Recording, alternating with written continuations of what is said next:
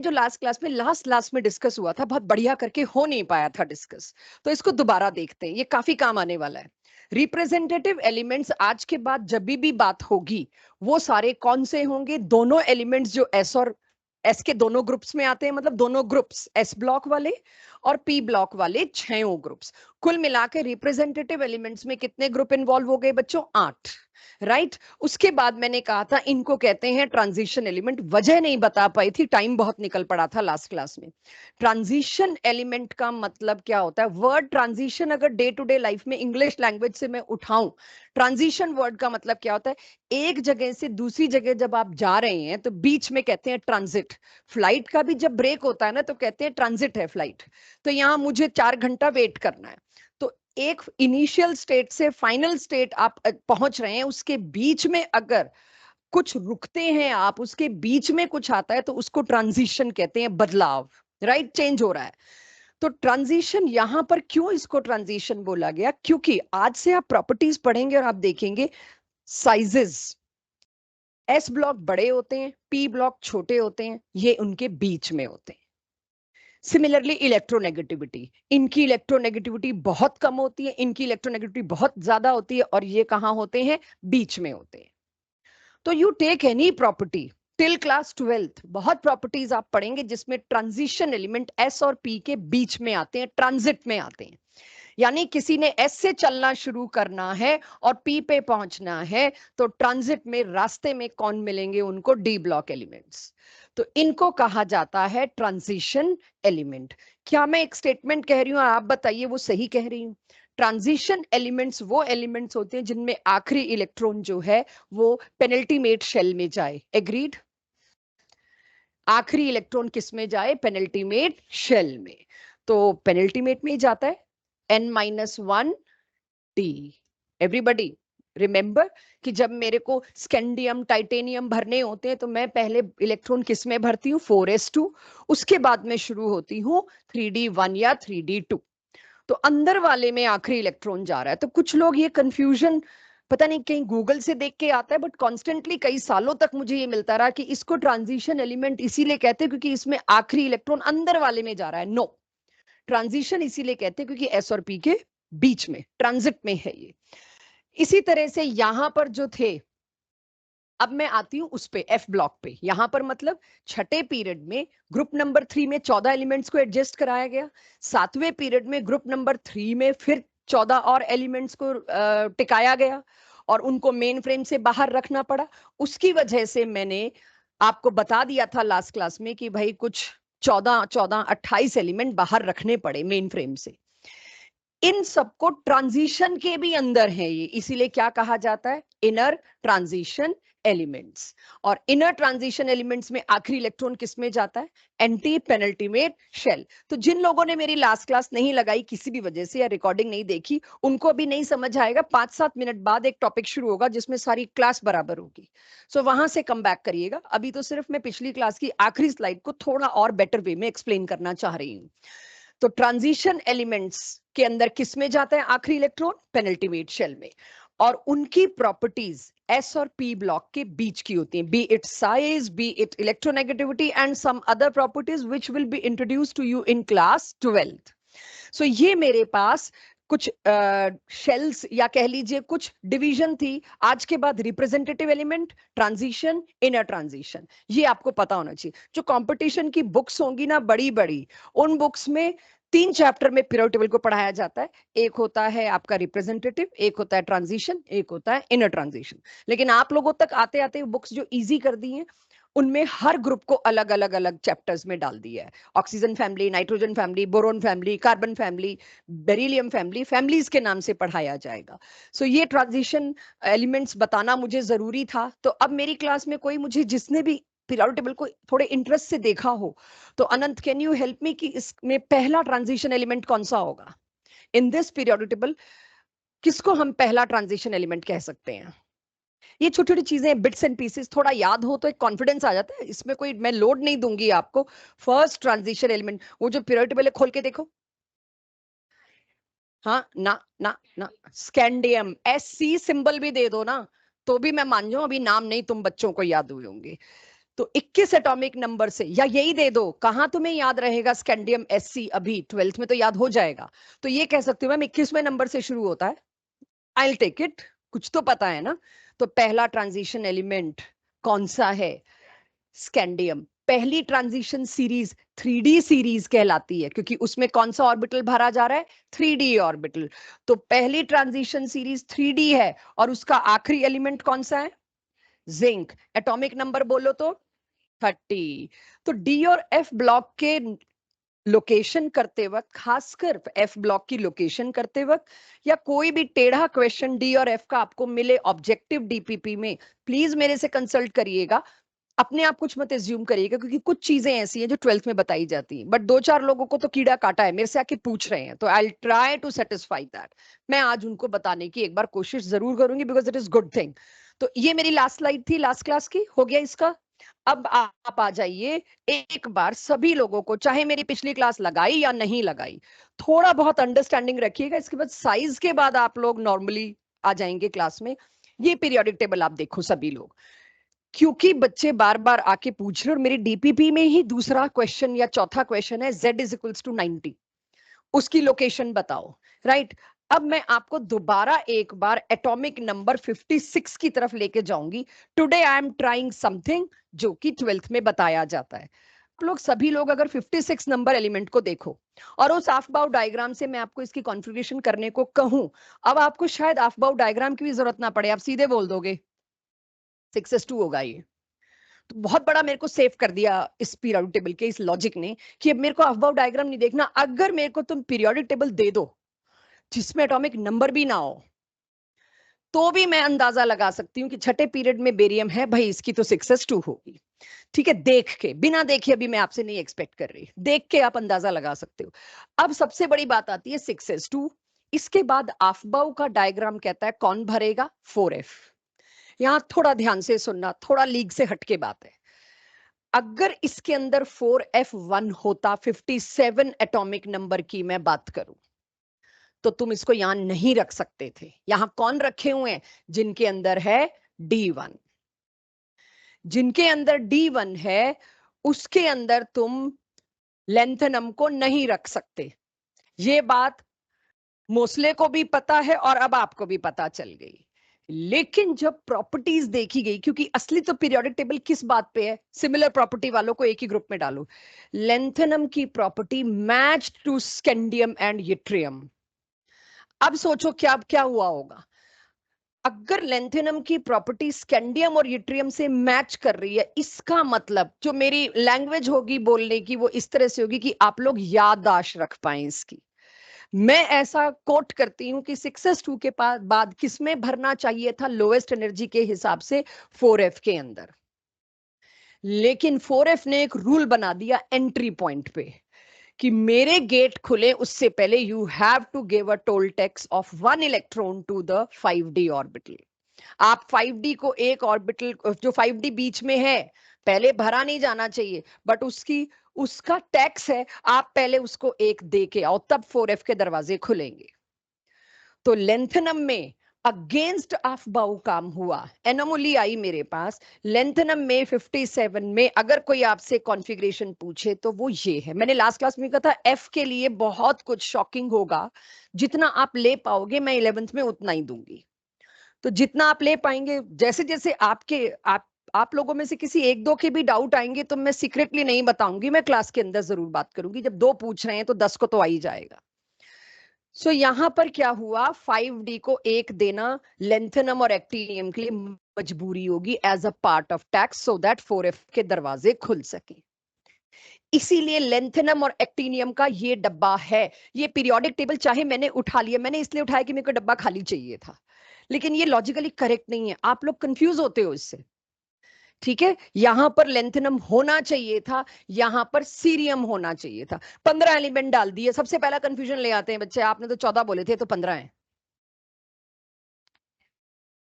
Sorry sorry, cerium मैंने बोल दिया, आई एम सॉरी सॉरी। चलिए, अब आप अभी इस चीज पे जरा समझ रहे हैं कि यहां नहीं गिनेंगे आप लोग। कोई पीरियोडिक टेबल कहीं से कैसा भी आपको मिल सकता है। नॉन साइंटिफिक कहने को लोग हैं जो छाप देते हैं, उन्हें नहीं पता उसके कॉन्सिक्वेंसेस क्या हैं। ये लेंथेनम और सीरियम अगर इसकी कॉन्फ़िगरेशन में दे दूं, लास्ट क्लास में बची हूं मैं ये देने से, गलती से दे ना दूं। मैंने अब आपसे पूछ लिया एटॉमिक नंबर 57, आप एफ ब्लॉक में डालोगे रॉन्ग। आपको मैंने 57 और दे दिया, क्या देंगे यही, क्योंकि पता है आप इसको गलत करेंगे। यहां तक आते थे तो हम थक लेते हैं। तो 57 और एक्टिनियम अगर आप ध्यान दें 89, ये दोनों के दोनों में 5d1 और 61 भरेगा। तो 4f का दरवाजा खुलने से पहले, 5f का गेट खुलने से पहले एक तो आपको इलेक्ट्रॉन डी में डोनेट करना पड़ता है, तभी लेंथेनम और एक्टिनियम की भी मैं ये जगह जस्टिफाई कर पाई, वरना तो ये मेरे को पीरियोडिक टेबल में खाली डब्बे छोड़ने पड़ते। और मैं लेंथेनम और एक्टिनियम को क्या लेंथेनॉइड एक्टिनॉइड गिनूं? नो।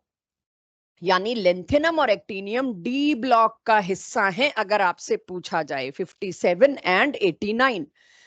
अब जब आपने एक टैक्स दे दिया, उसके बाद एफ में 1 से 14 इलेक्ट्रॉन भरे गए, तो मेरा एफ ब्लॉक सीरियम से जाके स्टार्ट हुआ और एंड में आपको दिखा दूं ल्यूटिटियम तक।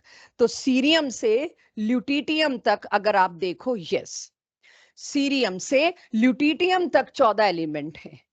तो ये जो जितने भी डायग्राम्स मैंने इंटेंशनली ऐसा उठाया पीरियोडिक टेबल जिसमें नीचे बनाओ, क्योंकि बहुत जगह नीचे बना देते हैं, ताकि मैं आपको बता सकूं। कहीं भी आप नीचे बना हुआ देखिए, उसको क्रॉस करिए। जितनी बार आप क्रॉस करेंगे, जितनी बार आप बात करेंगे, उतनी बार आपको याद होगा कि लेंथेनम और एक्टिनियम की जगह तो ये थी। तो जब लेंथेनम और एक्टिनियम की जगह मेरे को मिल गई, उसके बाद 14 एलिमेंट जो थे ये वाले, सीरियम से लेके ल्यूटिटियम तक, वो मैंने इस बॉक्स में अलॉट कर दिए, 14 के 14। जैसे ही ल्यूटिटियम आया, तो ल्यूटिटियम में क्या हुआ? ल्यूटिटियम में हुआ 4f14 पूरा भर गया। उसके बाद तो लौट के फिर 5d में जाएगा। फिर 5d शुरू हुआ, ये 3d सीरीज, ये 4d सीरीज, ये 5d सीरीज, और तब जाके मरकरी तक पहुंची। क्लियर है ये बात? हाँ जी, मैं आ रही हूँ थोरियम पे। पहले तो तुम इसको, मैंने वही कहा ना, मैं जितना, मतलब ये सारा 12th क्लास की एनसीईआरटी के पहले 2 पन्ने हैं, बट क्योंकि किसी एक को भी इशू है, और कोई डिफिकल्ट चीज तो नहीं है ये, आपको मैं 11th में बताऊं, 12th में बताऊं, आपके लिए एक नई इन्फॉर्मेशन है। थोड़ा सा 11th में बच्चे रिएक्ट ज्यादा करते हैं, फिर एक्सेप्शन बता दी तुमने, थोड़ा सा ना ओवरवेलम हो जाते हैं 11th के बच्चे। तो इसलिए मैं 11th के बच्चों के आगे थोड़ा ऐसी चीजें कम लाते हैं कि फैल जल्दी जाते हैं। ओवरवेलम का देसी देसी शब्द है, फैल जाते हैं। 12th में मैम दे दो बस, जिस चीज से भी नंबर आ रहे हैं ना वो दे दो बस। सो उस वक्त लगता है कि नंबर तो सिर्फ इनऑर्गेनिक में ही आ रहे हैं मैम, जब पीसीएम के हम टेस्ट लेते हैं। न्यूमेरिकल में हम वैसे ही उस टाइम पैनिक होके खराब कर देते हैं। और लेटेस्ट ट्रेंड जो है, अगर जेई की बात करूं, तो 25 में से 12 से 14 क्वेश्चन इनऑर्गेनिक के आ रहे हैं, यानी ये वाला पार्ट, और 6 से 7 ऑर्गेनिक के आ रहे हैं। तो सबको लगता है 10 से 14 क्वेश्चन के बीच ना पहले मैं नंबर ले लूं। बात भी सही है, लॉजिकल है, this is what smart should do. और नीट में अगर देखें तो 19 क्वेश्चन इनऑर्गेनिक से आ रहे हैं। तो सबको लगता है मैम जितना है ना सब दे दो, इसका कोई क्वेश्चन गलत नहीं होना चाहिए, क्योंकि 2 सेकंड में होने वाला है। तो आप लोग ओवरवेल्म ना हो जाएं, ज्यादा फैल ना जाएं, इसीलिए मैं थोड़ा थोड़ा रुक रुक के बताऊंगी। तो पहले तो लेंथेनम और एक्टिनियम अच्छे से सील कर लो, 12th में शायद तुम्हारे 15 मिनट बच जाएं इस कंफ्यूजन से। क्लियर? अब आती है बारी सीरियम, ये जो थोरियम और उसके आगे जितने भी हैं, वो टैक्स देने वाली बात सिर्फ यहां तक थी, D1 तक। ठीक है, इसके बाद क्या होगा? इसके बाद हॉफमियम का भरते हो आप। मैं हॉफमियम की बात करूं तो पहले हॉफमियम पकड़ते हैं। अगर मेरे को हॉफमियम भरना है, तो मैं इसके लिए क्या लिखती हूँ? लेंथेनम के लिए वो 6s2, 5d1, 4f14, इसके बाद क्या? 5d2, यही होगा। तो इसके बाद तो डी अपना रूटीन में शुरू हो जाएगा। तो डी में तो एटलीस्ट नहीं हिल रहे हम लोग, हम हिल रहे हैं अब किस में? एफ में। तो कोशिश कर लेती हूँ एक बार बताने की, अगली क्लास की स्टार्टिंग में फिर ऐसा ही कुछ पकड़ लेंगे, सारे एक एक एक एक स्पेशल केसेस उठाते रहेंगे। तो पहले मुझे बताइए, लेंथेनम एक्टिनियम की बात क्लियर हो गई सबको? मैं इसका थोरियम का अगर लूं, तो अब थोरियम की कॉन्फ़िगरेशन मुझे क्या देनी चाहिए अकॉर्डिंग टू दिस? तो एक्टिनियम जब आया होगा बच्चों, तो क्या रहा होगा? 7s2। तो मैं क्या करूं? सबसे पहले तो मैं भर दूंगी 7s2 और 6d1। एक तो देना पड़ा इसको, क्योंकि इसको इस डब्बे में जगह जस्टिफाई करनी थी अपनी। तो 6d1। उसके बाद तुम लोग थोरियम में क्या एक्सपेक्ट करते हो? 5f1। अब मेरे को यहां पर मैं तो एक्सपेक्ट करके चल रही हूँ 5f1 मिलेगा, लेकिन मिला क्या आंसर में? तुमने गूगल भी किया होगा, क्या मिला? 6d2 और 5f कुछ नहीं। तो जहां तुम एफ में शुरू होगे, जो मैं आज और नहीं लेने वाली, there will be lots of special cases कि होना तो ये चाहिए था। तो तुम्हें याद करवाएंगे क्लास 12th में, इनमें से गिन के किन तीन की कॉन्फ़िगरेशन तुमको याद रखनी है, क्योंकि इसमें हुआ क्या, विदाउट एनी रीजन, अभी रीजन आप विदस्टैंड ही नहीं कर सकते। गूगल पे देखोगे तो ये मिल रहा है, सॉरी 2, ठीक है, लेकिन आपको गूगल पे नहीं देखना है, आपको कहां जाके देखना है? 12th क्लास की एनसीईआरटी में एफ ब्लॉक नाम का चैप्टर है, transition and inner transition element. वहां पर एनसीईआरटी ने इसकी जो कॉन्फ़िगरेशन दे रखी है, आपको वो एग्री करनी पड़ेगी, गूगल की या ये छपे हुए पीरियोडिक टेबल की नहीं माननी है आपको। तो तब आपको पता चलेगा 3-4 केसेस ऐसे हैं जो ट्रबलसम है। एनसीईआरटी बैक एक्सरसाइज में उसके क्वेश्चंस भी हैं, मैं उसको अभी रोज थोड़ा थोड़ा लूंगी, आज इतना ही। लेकिन आज मेरा इंटरेस्ट कुछ और है, मेरे को जिंक बताओ तुम। जिंक और उसके नीचे का पूरा परिवार लपेटे में आना है। अब जिंक में आखिरी इलेक्ट्रॉन किधर जा रहा है? अच्छा, क्यों? जरा कॉन्फ़िगरेशन कराओ मेरे साथ। पहले तुम लोग मेरे को कॉपर की कॉन्फ़िगरेशन दो। कॉपर की कॉन्फ़िगरेशन यही लिख दो बच्चों, it is 3d9 4s1 4s2। But हम जानते हैं 9 में क्या गड़बड़ होती है, वो 4s से एक बोरो कर लेता है। तो कॉपर की कॉन्फ़िगरेशन में 3d पूरा भर चुका है।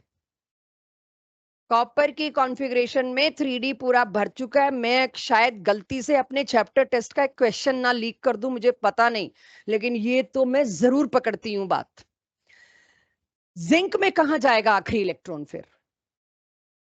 This is a special case और ये पूछा जा चुका है। इन चारों में से पहचानो कौन सा एलिमेंट आखिरी इलेक्ट्रॉन डी में ना जाके भी वो डी ब्लॉक का है। तो जिंक, कैडमियम, मरकरी, तीनों, इसका नाम मुझे याद नहीं, सीएन सिंबल है, ये वो वाले हैं सारे सुपर हैवी, तो हम वो 112 वाले सिस्टम से ज्यादा याद रखते हैं। तो जिंक, कैडमियम, मरकरी, कह दो 3 एक्सेप्शन थी। एक्सेप्शन थोड़ी है, लॉजिक है, फालतू में बदनाम करना सब्जेक्ट को, लॉजिक है इसके अंदर। भाई तुम्हें कॉपर की जब कॉन्फ़िगरेशन रटा दी 3d10 4s1 with a logic of exactly fulfilled stable configuration, तो तुम उसके बाद वाले इलेक्ट्रॉन डी में तो नहीं भर रहे थे, उसके बाद वाले इलेक्ट्रॉन किस में भर रहे थे तुम? 4s में। एस में आखिरी इलेक्ट्रॉन जाने के बावजूद भी तो क्वेश्चन इतना क्लियर नहीं पूछते जैसे क्लियर मैं धमकी देके पूछती हूँ। क्वेश्चन सिर्फ यही पूछा जाता है, in which of the following last electron is going into S. तुम लोग जिंक कभी सोचते भी नहीं हो last electron is going into S, तुम सोचते हो इनमें से कोई होगा और ऑप्शन चूज भी कर लोगे, मल्टीपल करेक्ट होगा, हंसोगे। तो यहां पर ये भी अब तुम्हारी कॉपी में मेरी अगली स्लाइड में बना पड़ा है, लेकिन मैं पहले पीरियड टेबल में दिखाना ज्यादा बेटर समझती हूँ, क्योंकि चैप्टर ही है तो ये जितना देखोगे उतना बेटर होगा। आगे ये तीनों केसेस गड़बड़ वाले लास्ट क्लास में बार बार आप लोग मेरे को पॉइंट आउट भी कर रहे थे, और बहुत अच्छी बात है आप पॉइंट आउट कर रहे थे। हीलियम, हीलियम अगेन फिर एक ट्रबलसम केस, आखिरी इलेक्ट्रॉन किस में जा रहा है? एस में, फिर भी किस में रख रखा है मैंने? पी में, राइट। तो आज के लिए इतना बहुत है, अगली क्लास के स्टार्टिंग में फिर कुछ लूंगी यहाँ पे ऐसा ही। तो आज के लिए 3-4 चीजों को स्टेबलाइज कर लीजिए अपने आप के लिए, जो मैंने बात करी वो है लेंथेनम और एक्टिनियम में एक इलेक्ट्रॉन जाना डी में, फिर मैंने बात करी ये डी में होने नहीं चाहिए, और जो 12th क्लास का चैप्टर है ट्रांजिशन एलिमेंट का, उसकी स्टार्टिंग में ये दे रखा है ये डी में रखने लायक ही नहीं है, इनकी कोई प्रॉपर्टी बाकी बचे हुए 9 ग्रुप से मैच नहीं करती। सबसे पहले चैप्टर में हम बोलेंगे खबरदार जो किसी ट्रेंड में तुम डी ट्रांजिशन एलिमेंट में इन चारों को उठा के लाए, ये डी के परिवार में रहने लायक नहीं है, ये इनको मजबूरी में यहां रखा गया ताकि मेरे पीरियोडिक टेबल की सिमेट्री ना बिगड़े। तो अब पता लग गया कितने शॉर्टकमिंग्स हैं इसके अंदर। अब मेरे को इस चैप्टर में ये लोकेशन के एक्सेप्शन जो मैं आपसे बात कराई, जिंक और उसका पूरी फैमिली, आपको किसी को नोट करना है please note it. Zinc, cadmium, mercury क्यों एक्सेप्शनल है, हीलियम क्यों एक्सेप्शनल है, फिर मैं आज की एटॉमिक प्रॉपर्टी स्टार्ट करती हूँ। और अपनी कॉपी में किसी ना किसी तरह लेंथेनम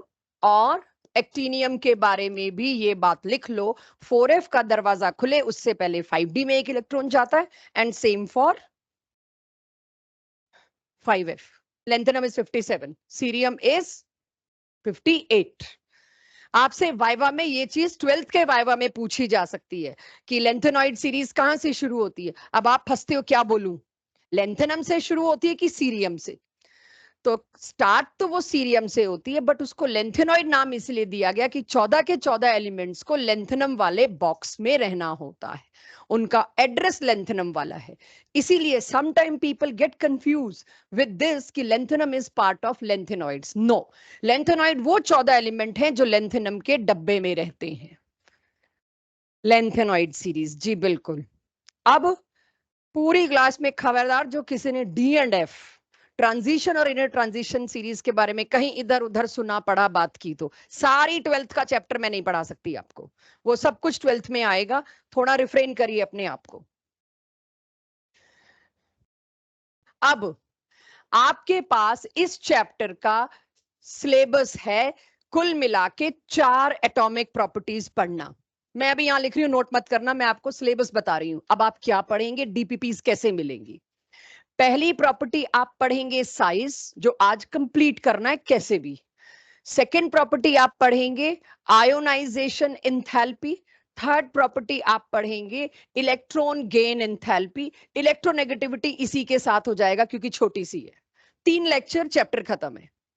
राइट, हर साल यही होता है. दिस इज लेक्चर 2 साइज पे, फिर इस पे और फिर इस पे, close, and then we have a test.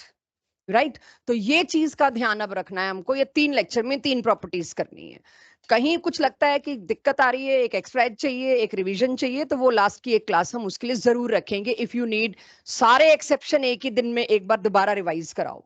Usually इस चैप्टर के एंड की डिमांड बच्चों की आती है, जितनी भी एनामोलीज आई शुरू से लेके एंड तक, हमें मिक्सअप हो रहा है एनामोलीज का, तो एक्स्ट्रा एज लास्ट वाली क्लास सारी एनामोलीज, एक्सेप्शंस या डिफरेंट बिहेवियर वाले केसेस को एक बार रिवाइज करते हैं. तो अब मैं लेती हूं साइज. जब भी बात आती है साइज की, तो साइज एटम के साइज की बात हो रही है, क्योंकि पीरियोडिक टेबल में वेरियस एलिमेंट्स रखे हुए, एलिमेंट का सबसे छोटा पार्ट जो है, जिसको हम प्रॉपर्टीज में डिस्कस करते हैं, वो उसका सबसे छोटा हिस्सा एटम है. तो पिछला चैप्टर हम ये सोच के पढ़ के आए हैं एटम क्या है. तो मुझे अब आप सब लोग बताइए, स्ट्रक्चर ऑफ एटम पे आप लोगों ने टाइम लगा लिया, क्या एटम का साइज बताया जा सकता है? नहीं बताया जा सकता. हम सिर्फ ये बता सकते हैं कि आखिरी शेल के इलेक्ट्रॉन के पाए जाने की पॉसिबिलिटी यहां है. We cannot give you exact atomic size. तो आज के बाद एटॉमिक साइज का फिर मैं मतलब क्या लूं? ठीक है, फ्लो में हम एटॉमिक साइज बोला करेंगे, लेकिन इस चैप्टर में रहते हुए हम बहुत एहतियात बरतेंगे. एटॉमिक साइज तो कुछ होता ही नहीं है, फिर क्या बात करें size down the group, increase decrease, किसका बड़ा किसका छोटा, ये तो लेना पड़ेगा साइज मेरे को एटम्स का. तो कैसे बात करूं मैं, साइज कहां से लाऊं? साइज नापने की कोई मशीन तो है नहीं. तो उसके लिए क्या आइडिया लगाया गया और बड़ा कामयाब चीज रही ये. भाई हाइड्रोजन है, आप एक्सरे लेते हो अगर किसी एटम का, न्यूक्लियस तो स्टेशनरी है, भारी भरकम है, उससे टकरा के तो रेज आ जाती हैं और मुझे फोटो मिल जाता है. तो हाइड्रोजन के न्यूक्लियस की लोकेशन तो फिक्स है. तो उसके साथ अगर दूसरा हाइड्रोजन बॉन्डेड है, यानी H2 मॉलिक्यूल, H और H, दो H जब बॉन्डेड हैं, तो इन दोनों की फोटो तो आई जाएगी, एग्जैक्ट लोकेशन आ जाएगी. इसका आधा कर दो, मुझे पता है वो एक्चुअल साइज से थोड़ा छोटा आएगा. दिख ही रहा है क्यों आएगा, बिकॉज ये हाइड्रोजन, और अगर ये बॉन्ड बनाते हैं तो there is a part overlapping. तो अब आप इस ओवरलैपिंग पार्ट को अगर इग्नोर करते हो, मतलब अब तो मेरी मजबूरी है, मुझे इसका आधा करना है, तो एक्चुअल साइज से तो थोड़ा छोटा ही आएगा. तो गुनीश और आर्यन थोड़ी देर मुझे यही चाहिए, आप लोग बाद में नोट करना, ठीक है, क्योंकि ये कॉन्सेप्ट मिस कर दिया मेरा टॉपिक खराब हो जाएगा. इसी पे फिर एक्सेप्शन भी आएगी. सो दो बॉन्डेड एटम्स के बीच के डिस्टेंस को आप एग्जैक्ट स्केल से नाप सकते हो. आप नाप लो, उसका आधा कर दो. आज के बाद हम एटॉमिक साइज यही बोलेंगे. लेकिन ये कौन सा बॉन्ड बना हुआ है? म्यूचुअल शेयरिंग वाला. तो म्यूचुअल शेयरिंग वाले बॉन्ड को आप लोग क्या कह के आए हैं अंशिका? म्यूचुअल शेयरिंग वाले बॉन्ड को आप क्या कह के आए हैं? Covalent bond. तो कोवेलेंट बॉन्ड के डिस्टेंस का आधा अगर आप कर दोगे, तो आज के बाद इस साइज को, इस रेडियस को, अब रेडियस ही आएगा मेरे पास जो भी आएगा, मैं आज के बाद क्या बोलूंगी? Covalent radius. इस चैप्टर में आप लोग साइज जब भी पूछोगे, बोलोगे, जवाब दोगे, हमारी तरफ से काउंटर आएगा। कौन से वाले साइज की बात हो रही है? एटॉमिक रेडियाई, वो तो पॉसिबल ही नहीं है। कोवेलेंट रेडियाई, अगर हाइड्रोजन किसी के साथ भी बॉन्ड बनाएगा उसका रेडियस लगभग इतना ही होगा। राइट आदित्य, हाथ हटा लो, दांत टूट जाएंगे सोते सोते गिरे तो। ठीक है, झपकी आई और गए। So sit alert. ऐसे ही सारे एटम का यही काम कर लेते हैं हम। मैं 2 क्लोरीन ले आई, उन दोनों के न्यूक्लियस के बीच का इंटर न्यूक्लियर डिस्टेंस के बीच का आधा कर दूं, और जो मैंने अब कल को H और Cl जब बॉन्ड बनाएंगे, मेरे को पहले ही पता है उनका क्या होगा बॉन्ड डिस्टेंस। चलो ये तो अगला चैप्टर है, बॉन्ड डिस्टेंस। ये तीसरे चैप्टर पे हम बात करेंगे कि बॉन्ड डिस्टेंस कैसे निकलता है। अभी तो मेरे को सिर्फ रेडियस की बात करनी है। तो आज के बाद, आज की क्लास में रेदर आप ध्यान रखिए, अगर आपसे साइज पूछा जा रहा है, वो एक्चुअल साइज नहीं है, वो पॉसिबल ही नहीं है। वो कौन सा साइज है? कोवेलेंट रेडियस, और प्लूरल में जाए तो covalent radii. It is half of inter nuclear distance. Note कर लीजिए, फिर ट्रेंड पे जाते हैं। तो साइज के बारे में इतनी इंफॉर्मेशन मैंने आपको दी कि अब थोड़ी देर में साइज के बारे में बात करूंगी, तो वो ये वाला साइज है। ठीक है, अब आ जाते हैं फिर कुछ समझने पे, और फिर लिखेंगे। मैं भी लिखूंगी आपके साथ, ये जगह छोड़ रखी है, डिक्टेट करूंगी, आप और हम इकट्ठा लिखेंगे, बट पहले समझ लीजिए क्या लिखना है। ट्रेंड्स, यानी तीनों एटॉमिक प्रॉपर्टीज जो आपको पढ़नी है, size, ionisation enthalpy and electron gain enthalpy, तीनों के सिर्फ ट्रेंड पढ़ने हैं आपको और कुछ नहीं, डेफिनेशन एंड ट्रेंड। तो ट्रेंड में आता है साइज को लेके down the group. Down the group के लिए अब मैं, क्योंकि इतना ट्रेंड होना है, मैं ये डाउन एरो इस्तेमाल करूंगी। डाउन एरो का मतलब क्या होगा? We are talking down the group. एक ग्रुप में जैसे जैसे आप नीचे जाते हो वैसे वैसे साइज का क्या होता है। तो मैंने एस ब्लॉक का पहला ग्रुप ले लिया। मेरा इरादा है आज तो मैं ये lithium, sodium, potassium, rubidium, caesium तुम लोगों को याद करा के भेजूं। तो पहला ग्रुप मेरे पास है लिथियम फैमिली। हाइड्रोजन उड़ा दिया मैंने इसमें से for obvious reasons. Lithium, sodium, potassium, rubidium, caesium. Size इसका जाके जब मैंने एक्सरे उठा के देखे, जो मेरा रेडियस आया उसका आधा करके देखा, जो भी मतलब जो पूरा डिस्टेंस आया उसका आधा करके देखा। अब लिटरली हर बार मत सोचना उसका आधा करके देखा होगा, भूल जाओ उस बात को। पूरे पीरियोडिक टेबल के लिए हमने सेम लॉजिक लगाया। तो वही बात है, अगर आपकी हाइट मेरे को नापनी है और मैं कहती हूँ मैं इतने को 1 फुट लूंगी और तुम्हारी हाइट 2.5 फुट आ रही, तो डोंट माइंड, मैंने फुट भी बढ़ा लिया है, तो वो सबके लिए बराबर बात होगी। Same is here. Down the group क्या देखा गया? Size increases. अब मेरी क्लास जरा मेरे को थोड़ा सा यहां पर इन्वॉल्वमेंट दे, बताए मेरे को साइज कौन से दो, अगर आपसे पूछा जाता है कौन से 2 फैक्टर साइज को डिसाइड करते हैं। एक तो न्यूक्लियस। न्यूक्लियस एक फोर्स ऑफ अट्रैक्शन देता है बाहर वाले शेल के इलेक्ट्रॉन्स को, जिसको आपने बहुत सिंपल कम शब्दों में बोलना है, इनवर्ड पुल। न्यूक्लियस अंदर की तरफ खींचता है शेल को, तो बड़ा बढ़िया वर्ड है इनवर्ड पुल। वो लंबा सेंटेंस लिखे बिना सीधे आप लिख सकते हो, nucleus offer an inward pull which is reducing the size. उसका काम है साइज को रिड्यूस करना। But addition of 1 extra shell, एक पहले ग्रुप में, ग्रुप के पहले मेंबर में 2s शेल है, अगले मेंबर में 3s शेल है, उसके अगले में 4s, 5s, 6s, 7s। एक और फैक्टर ऑपोजिंग फोर्स में काम कर रहा है, ऑपोजिंग लाइन में काम कर रहा है, शेल का ऐड होना।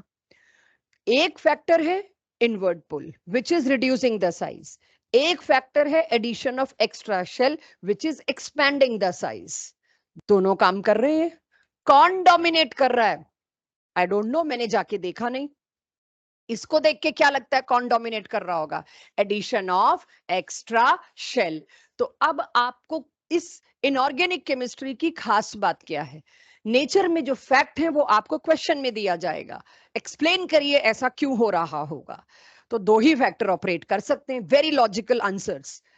पक्का इसमें से ये वाला डोमिनेट हो रहा होगा। सीधे कह देंगे भाई चीनी तो ठंडे पानी में डिसॉल्व नहीं होती, नमक क्यों डिसॉल्व हो जाता है? ऐसे क्वेश्चन पूछे जाएंगे। तो आपको बताना होगा कि सॉल्ट के जो फोर्स ऑफ अट्रैक्शन थे वो वाटर, वो हम ही बताएंगे, खैर अभी तो आया नहीं। मतलब the point I am telling you is, be prepared for such type of question where fact will be thrown on you and you have to give the explanation in class 11th. तो ये बहुत logical explanation के साथ आपको इस discussion को लेना पड़ेगा। ये मेरे साथ मैं भी लिखती हूं, आप भी लिखिए कि why we receive size का increase as we move down the group. Forces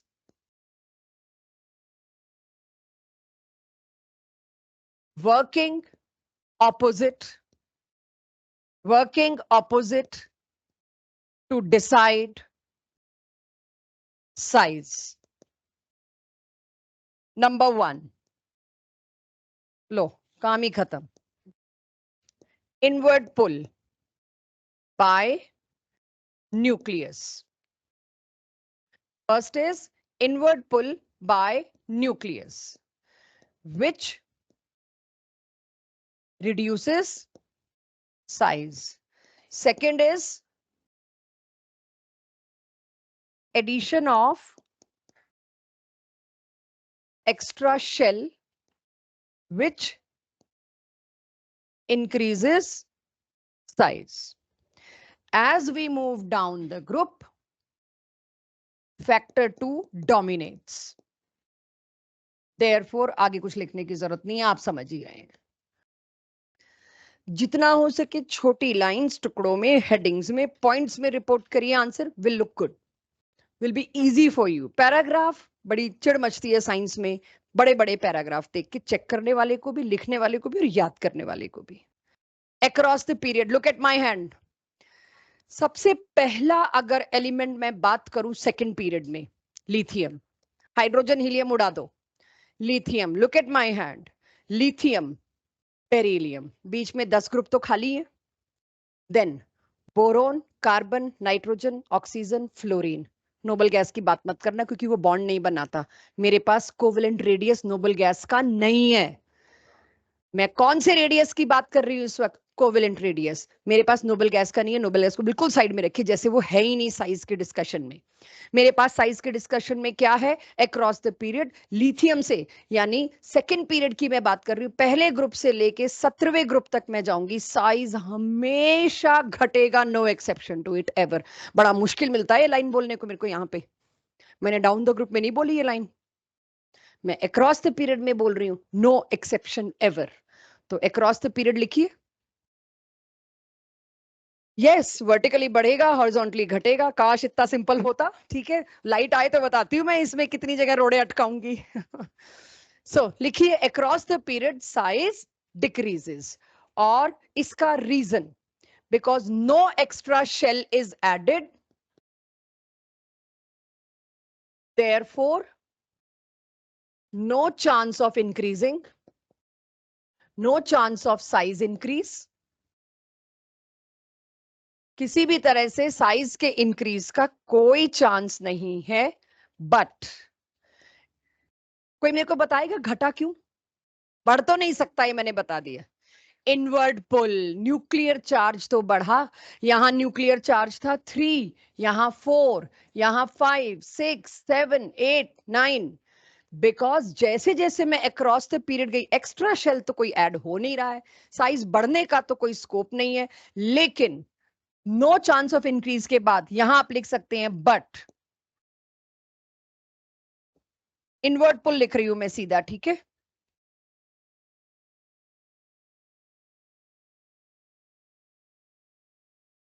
invert पुल होगा जिसकी वजह से, इनवर्ट पुल ऑफ न्यूक्लियस, जिसकी वजह से साइज का डिक्रीज होना फिक्स्ड है, तय है। तो इसका जनरल ट्रेंड है बच्चों, डाउन द ग्रुप सारे पीरियोडिक टेबल में आप देखेंगे साइज बढ़ रहा है, अक्रॉस द पीरियड साइज घट रहा है। I am not taking noble gases into consideration when I am talking general. तो ये आपको पता होना चाहिए। मैंने अपनी तरफ से सेकंड पीरियड भी लिखा हुआ है, सोडियम से स्टार्ट होता है, लिथियम के नीचे सोडियम आता है। अभी मैं आपसे नहीं एक्सपेक्ट कर रही आपको ये याद हो, बट आपको दिखा रही हूं बार बार। सोडियम, मैग्नीशियम, एल्यूमिनियम, सिलिकॉन, ये तीसरा पीरियड है। मैं आराम से याद कराऊंगी। अभी तो मेरे को आज 2 ग्रुप्स चूज किए मैंने, पहला ग्रुप और आखिरी 17वां ग्रुप। मैं आपको नोबल गैसेस तो शायद पहले ही याद करा चुकी हूँ, हीलियम, नियॉन, वो तो इलेक्ट्रॉनिक कॉन्फ़िगरेशन के टाइम में याद करा चुकी हूँ। ये हो सके तो थोड़ा not memorize but use to हो जाना इसके। हो गया नोट बच्चों ये टुकड़ों टुकड़ों में? चलिए अब मुझे फिर सबका ध्यान यहाँ चाहिए पेन पेपर के बाद, अभी पेन पेपर नहीं। बहुत अच्छा क्वेश्चन है। जब मेरे को नोबल गैसेस का कंसिडरेशन करने को कहा गया तो मुझे इतना पता है नोबल गैसेस बॉन्ड नहीं बनाती, राइट? जब नोबल गैसेस बॉन्ड नहीं बनाती तो उसका साइज मैं कहां से उठा के लाऊं? मैंने एक अकेली नोबल गैस का तो फोटो खींच नहीं सकती, बिकॉज मुझे नहीं पता इलेक्ट्रॉन कहां पर प्रोबेबिलिटी, मतलब 95% वाले कोई रखा है, बट क्या कहीं और आगे भी मिले, चाहे उसकी प्रोबेबिलिटी 5% ही हो, but how can I ignore 85% भी है? तो मैं कंफर्म तो नहीं हूं, हो सकता है ये साइज हो। यही किया है चैप्टर एंड हमने पिछले वाला। तो नियॉन का क्या करें? अब सोचो आप, नियॉन गैस के सैंपल को मैंने एक कंटेनर में लिया। नियॉन गैस के दो मॉलिक्यूल्स कोई फोर्स ऑफ अट्रैक्शन आपस में नहीं रखते, क्योंकि बॉन्ड तो है ही नहीं। बॉन्ड का मतलब क्या होता है? Force of attraction. तो दो नियॉन के सॉरी, मॉलिक्यूल ही बोलूंगी इनको। अभी एटम और मॉलिक्यूल किसको बोलते हैं ये अभी आपके सामने सिलेबस आया नहीं है, बट जब भी आएगा तब क्लियर करेंगे। नियॉन का ये एटम और नियॉन का ये एटम, अगर मैंने एक कंटेनर में नियॉन गैस का सैंपल रखा, थोड़े नियॉन एटम्स या मॉलिक्यूल्स उसके अंदर रखे, वो दोनों इतनी पास पास देखे गए, इससे ज्यादा दूर नहीं देखे गए। तो ये बहुत बाद में पढ़ेंगे आपकी इनके बीच में क्या है। It's it's not right time to discuss. But जितनी बार भी नियॉन के सैंपल की मैंने फोटो एक्सरे से खींची, उतनी बार मुझे दोनों न्यूक्लियस के बीच इतना ही डिस्टेंस मिला। तो अब ये बताइए, दोनों इंडिपेंडेंटली फुल हैं ऑक्टेट? ये तो बॉन्ड नहीं बनाते। तो इस लाइन को मैं बॉन्ड तो नहीं बोल सकती। ये क्या है? दो अकेले नियॉन जो एग्जिस्ट कर सकते हैं, जो चीज अकेली एग्जिस्ट कर सकती है उसको मॉलिक्यूल कहते हैं एक्चुअली। तो इन दोनों के बीच में ज्यादा डिस्टेंस भी तो हो सकता था, गैस है, नहीं मिला। इन दोनों के बीच चाहे मैं कंटेनर इतना छोटा लूं, इतना बड़ा लूं, इतना बड़ा लूं, डिस्टेंस सेम मिला। पक्का इनमें कोई फोर्स ऑफ अट्रैक्शन रहा होगा। ठीक है, बॉन्ड नहीं है, इलेक्ट्रॉन का लेने देना नहीं है, लेकिन कोई ना कोई फोर्स ऑफ अट्रैक्शन रहा होगा जो अगले चैप्टर्स में आपको मिलेगा। बॉन्ड जिस चैप्टर में बनाएंगे, मैंने आपको बहुत सारे बॉन्ड्स के नाम गिनवाए थे। आप तो कोवेलेंट और आयनिक लेके आए हो, ठीक है। फिर मैंने आपको कहा था ब्रिज बॉन्ड पढ़ेंगे, बनाना बॉन्ड पढ़ेंगे, बैक बॉन्डिंग, उल्टी बॉन्डिंग पढ़ेंगे, आप ये वाली बॉन्डिंग भी पढ़ेंगे। तो 10-11 तरह के बॉन्ड आपके सामने आ जाएंगे अगले ही चैप्टर्स में। सो यहां पर पक्का कोई ना कोई फोर्स ऑफ अट्रैक्शन है।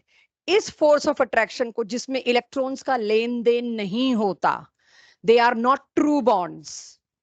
रियल बॉन्ड तो नहीं है। रियल बॉन्ड तो वही है जिसमें इलेक्ट्रॉन लिए दिए गए हो, शेयर किए गए हो, कुछ तो किया गया हो इलेक्ट्रॉन्स का। ऐसे बॉन्ड को, ऐसे फोर्स ऑफ अट्रैक्शन को बोलते हैं van der Waals forces, after the name of the scientist. दो ऐसी चीजें जो आपस में बॉन्डेड नहीं है, जिनके बीच में कोई बॉन्ड नहीं बना, फिर भी फोर्स ऑफ अट्रैक्शन है। क्योंकि कोई आपसे पूछे बॉन्ड का एक्चुअल मतलब क्या है, छोड़ो केमिस्ट्री, व्हाट इज बॉन्ड, तो हम कहते हैं आपके और आपके पेरेंट्स के बीच में भी एक बॉन्ड है, आपके फ्रेंड्स के बीच में भी आपके साथ एक बॉन्ड है। Bond means force of attraction. तो ये बॉन्ड तो नहीं है, लेकिन ये फोर्स ऑफ अट्रैक्शन तो है, और सही भाषा में फोर्स ऑफ अट्रैक्शन को ही बॉन्ड कहते हैं। तो कह दिया गया, भाई नियॉन के दो मॉलिक्यूल ज्यादा दूर नहीं गए, हमेशा इतनी पास रहे, it means they must be sharing some force of attraction, जिसको अभी तक आप नाम नहीं दे पा रहे। जिन साइंटिस्ट ने इसकी खोज की थी उनके नाम पे नाम डाल दिया, वैन डर वाल्स। फिर मैंने इस डिस्टेंस को मेजर किया, इसका आधा किया। नोबल गैसेस के केस में मेरे को वैन डर वाल रेडियाई रिपोर्ट करना पड़ा, क्योंकि वो तो किसी से कोवेलेंट बॉन्ड तो बना ही नहीं रहे, उसका रेडियाई में रिपोर्ट नहीं कर सकती। लेकिन आप टेक्निकली जानते हो, पिछला रेडियाई, कोवेलेंट रेडियाई, सीधा कंपैरिजन फिर ड्रॉ करना अपनी कॉपीज में। कोवेलेंट रेडियाई एक्चुअल से छोटा, और वैन डर वाल रेडियाई एक्चुअल से बहुत ज्यादा बड़ा, क्योंकि काफी दूर होती है। मेरे मेरे डायग्राम पे मत जाना, बहुत ज्यादा बड़ा। मैं इसका डेटा दूंगी आपको कि इसका एटॉमिक रेडियस डेसिमल्स में है 0.67 एंगस्ट्रॉम, और इसका 1.67, तो देख लीजिए कितने गुना, 10 गुना बढ़ा। 0.67 से 1.67 का मतलब कितना कितना ज्यादा बढ़ रहा है, इंटू 10 ही तो हो रहा है। तो नॉट इंटू 10 प्रैक्टिकली, मतलब लिटरली इंटू 10 मत कर दीजिएगा, लेकिन काफी बढ़ रहा है, मार्जिन बहुत हाई है। इतना हाई मार्जिन होने की वजह, यानी जब अब मेरे पास क्वेश्चन आएंगे मैं आपको साइज बताऊंगी। अगेन हैव अ लुक, ये साइज किसका है, लिथियम का, राइट। लिथियम, बेरिलियम, फिर बीच में खाली बोरोन, कार्बन, नाइट्रोजन, नाइट्रोजन के बाद ऑक्सीजन, फ्लोरीन। यानी अगर मैं अपने एक हाथ से बताऊं गुनीश, मेरा क्वेश्चन पेपर में ये क्वेश्चन है, मैं फंसूंगी अगर यहां देख के समझोगे नहीं। इधर आ जाओ, चाहे ये चेतन नगर लंबा आगे बैठा है और परीक्षित लंबा आगे बैठा दिख ना रहा हो तो। ये साइज है लिथियम का, चेक। ये सबसे बड़ा डाउट सेशन आता है मेरे पास इस डीपीपी के बाद। ये मेरे पास है कौन, लिथियम। यहां करते करते करते करते जब मैं हाथ यूं छोटा कर देती हूं, ये तो हम भूल ही गए। ये लिथियम, नियॉन इतना बड़ा है, लिथियम से भी बड़ा नियॉन है। अगर इसका साइज, लिसन अगेन, इसका साइज 0.67 है तो इसका 1.67 है। तो गलती से भी कभी ये मत सोचना मैम पहले वाले से तो शायद ये छोटा होगा, नो। ये पूरे पीरियोडिक टेबल में टोटल अलग पटक दीजिएगा इसके साइज को, कि लिथियम पहला इतना बड़ा है। करते करते करते मैं छोटा लेके गई फ्लोरीन, उसके बाद मैं यूं खड़ा करती हूँ एकदम कि भाई नियॉन फिर से बड़ा हो गया, तो आप सोचते हो लिथियम और नियॉन बराबर होंगे, नो। लिथियम अगर इतना है तो नियॉन उससे काफी बड़ा है। ये अगर 0.67 है तो ये शायद 1.67 होगा। तो इतना बड़ा होना इज वेरी वेरी लार्ज, इसीलिए आपको एक क्वेश्चन मिलता है। और वो क्वेश्चन क्या है, अक्सर मिलता है, बहुत जगह मिलता है। देखिए स्कूल पेपर्स में तो ऐसे मिलेगा, और मैं आज का टेस्ट या आज की डीपीपी दिखाऊं आपको, उसमें ट्रेंड में मिलेगा। लगाओ ट्रेंड में, सबसे पहले बड़े साइज में नोबल गैस टिका देना, सोचना भी मत। नोबल गैस सबसे बड़ी है, क्योंकि उसका तो मेजरिंग स्केल ही अलग है। कि आप हाइट नापने चले हो, एक जने की हाइट 4 फुट है और एक जने की हाइट 6 फुट है, फिर भी आप नापने में लगे हुए, वो तो दिख रहा है भाई 6 फुट वाला सबसे लंबा है, आसपास वालों की हाइट नापनी पड़ेगी मेरे को। तो नोबल गैस किसी ऑप्शन में आया, सबसे आसान तरीका है noble gas should be eight highest size, उसके बाद वालों की लड़ाई फाइट कर लेंगे हम। तो क्वेश्चन क्या है, why noble gas size is abnormally high. Now you can write. समझा दिया मैंने, अब लिख लीजिए। Ma'am, yes. मैम जो आपने यहाँ पे लिखा है स्मॉलर देन एक्चुअल, मैम ये तो नॉन मेटल्स के लिए कोवलेंट बॉन्ड नहीं होता, तो मैम ये बॉन्ड ऐसे मेटल मेटल के बीच में कैसे हो सकता है? मैंने कब कहा ये मेटल मेटल के बीच में है? तीसरा बॉन्ड में लाई नहीं अभी, तो बस 5-10 मिनट और रुको, मेटेलिक बॉन्ड भी आ मैम जाएगा।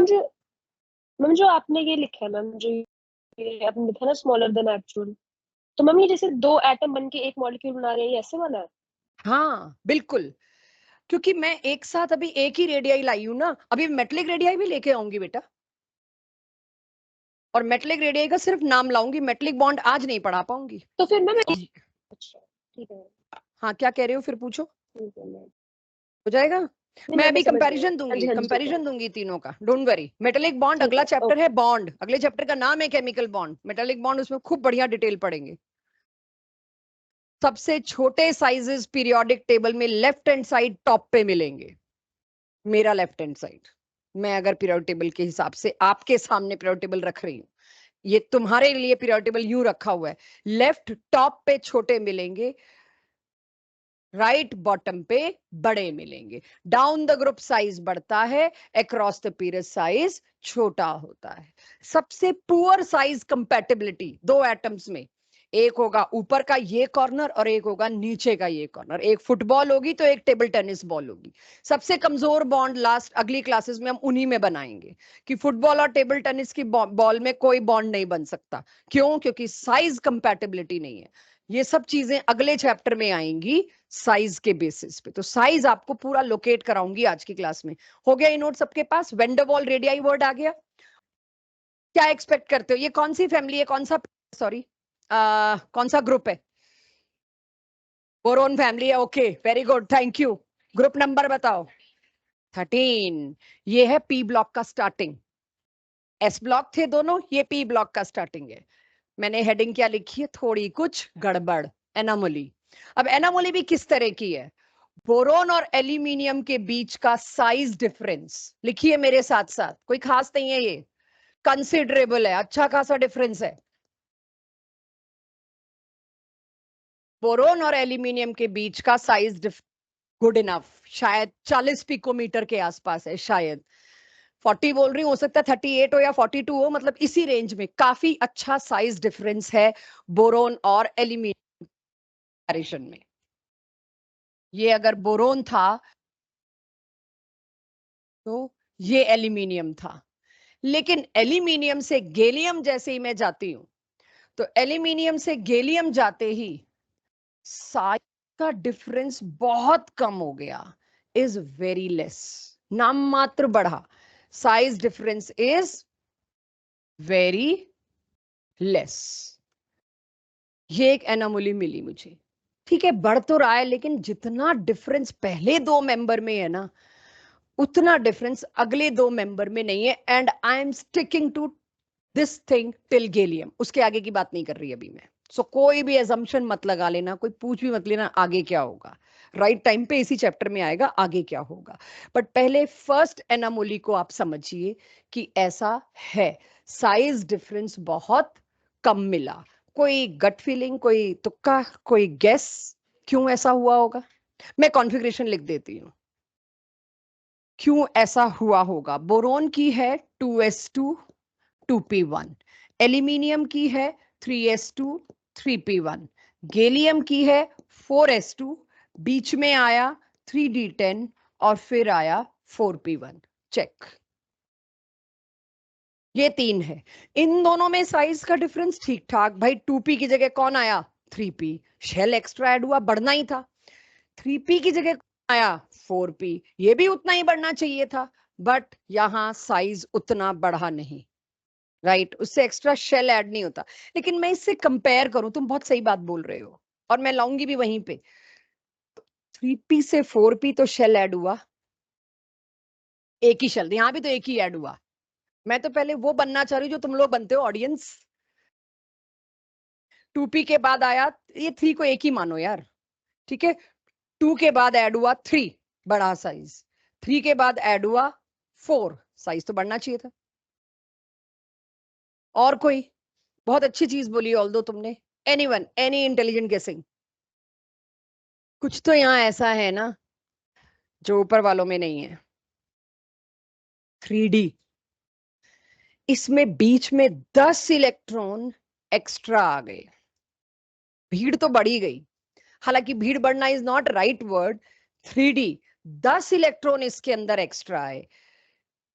अब आप सोचो एक और चीज जो अनंत तुम बोल रहे थे, मैं उसको सिंपल लैंग्वेज में लाती हूँ। बोरोन का एटॉमिक नंबर कोई मदद कर सकता है मेरी?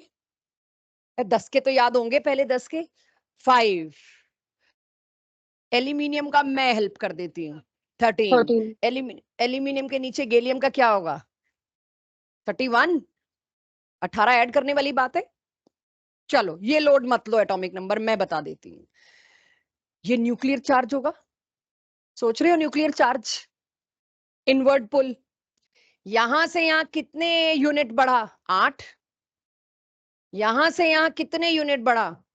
18 यूनिट। एक्स्ट्रा शेल तो ऐड हुआ, मान गई बात, लेकिन वो जो 18 यूनिट इनवर्ट पुल, तो समझ आया दो फैक्टर क्यों लिखवाए थे, खाली एक्स्ट्रा शेल पे क्यों नहीं चल पड़ी मैं, मुझे पता है आगे मेरे को यूज करना है।